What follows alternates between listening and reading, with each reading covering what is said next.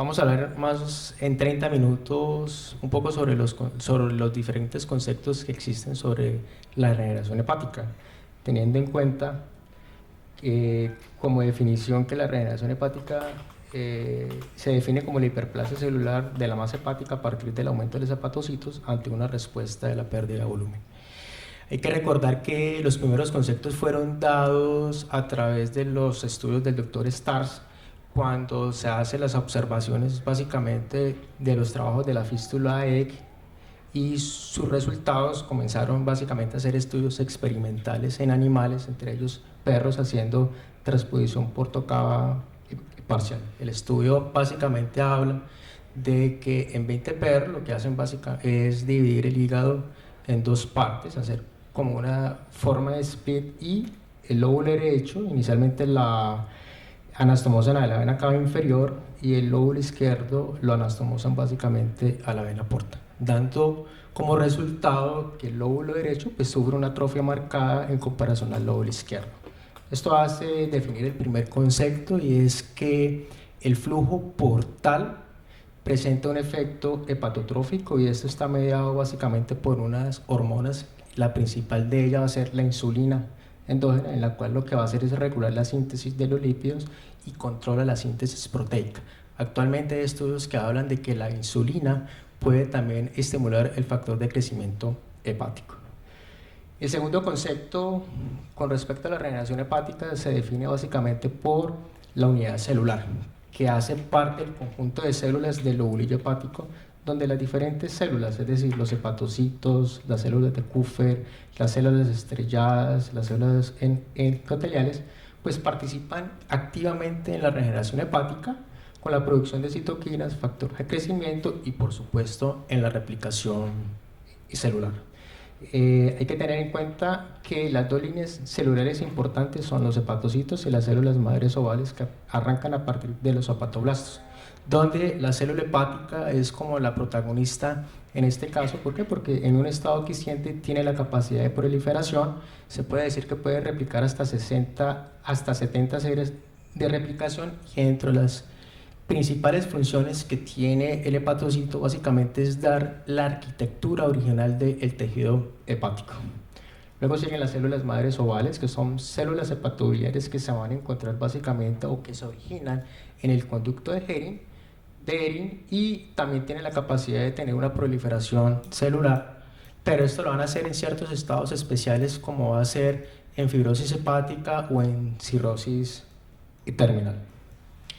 Luego sigue el concepto de la respuesta buffer, que básicamente se refiere a la regulación recíproca que hay entre el flujo portal y el flujo arterial, que en estados basales,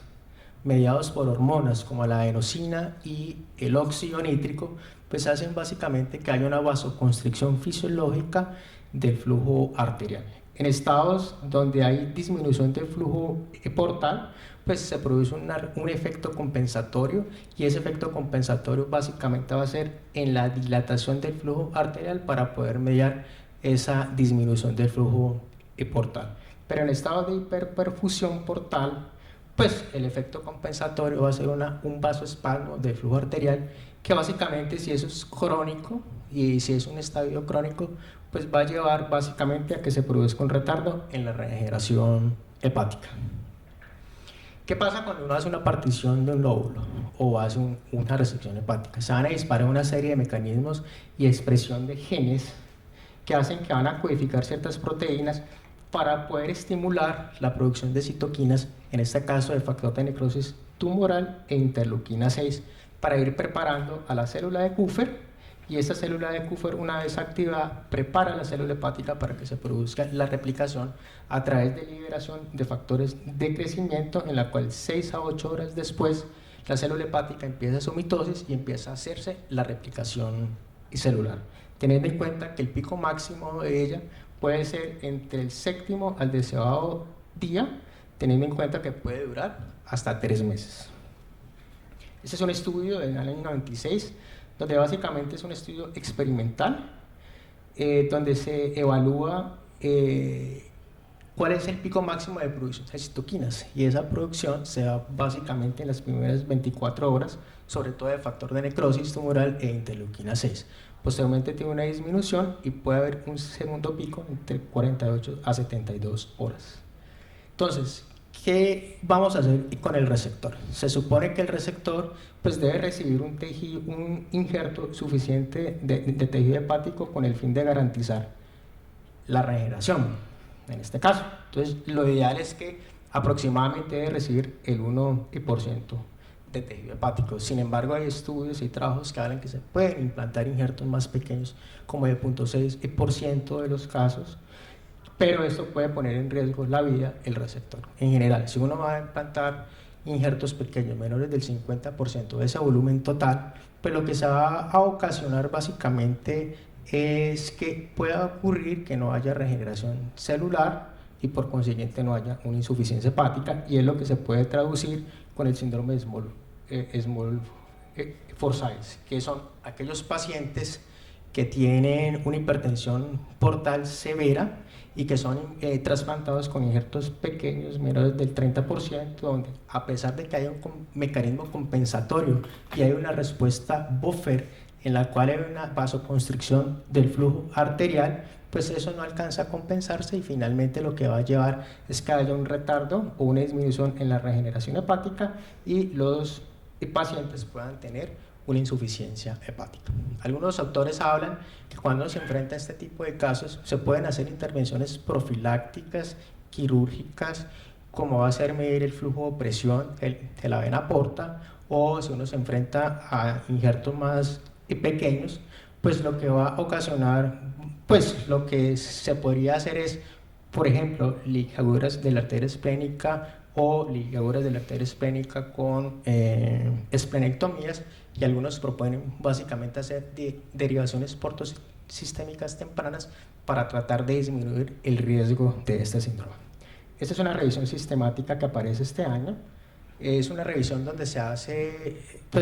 la revisión de 16 estudios. Desafortunadamente son estudios retrospectivos, no son estudios prospectivos, donde un N de 66 los dividen en dos grupos grandes. Un grupo donde son trasplantados con injertos mayores de 0.6% y otro grupo que fueron trasplantados con injertos menores de 0.6%. y a todos le hicieron básicamente derivaciones portosistémicas. La derivación más común que se utilizó fue la derivación portocava, y se dieron cuenta que aquellos que fueron trasplantados con injertos mayores de 0.6% tuvieron mejor sobrevida que aquellos que tuvieron injertos pequeños que fueron derivados por una derivación portosistémica, recomendando básicamente que cuando uno se enfrenta a este tipo de casos, pues podría prevenirse o proteger el injerto hepático para evitar que entre en una insuficiencia hepática. Existen factores que interfieren en la regeneración hepática. Hablamos de entidades como la hepatitis C o pacientes que tienen hepatocea, que muchas veces cuando son sometidos a resecciones hepáticas, pues se produce la regeneración tanto del hepatocito como de las células neoplásicas, pero hay mayor riesgo de ocasionar recurrencia de la enfermedad, y el factor importante aquí es debido básicamente al estímulo del factor de crecimiento hepático. Existen otros factores que también intervienen en el retardo de la regeneración hepática. En esta hablamos del tiempo de isquemia en frío. Entre mayor tiempo de isquemia en frío tenga el injerto y nos tenemos en implantar el injerto, pues va a haber disminución en la regeneración hepática, y básicamente pues esto es debido porque se afecta la disminución de producción de citoquinas como el factor de crecimiento tumoral y la interleuquina 6. La esteatosis hepática es otra entidad que también puede llevar a tener una alteración en esta regeneración. Disminuye básicamente la disfunción primaria del injerto, elevación de las transaminasas y por consiguiente disminuye la sobrevida. En este estudio de Clavin, que fue un estudio experimental, fueron roedores sanos y roedores obesos y le hicieron resecciones hepáticas más o menos del 70%,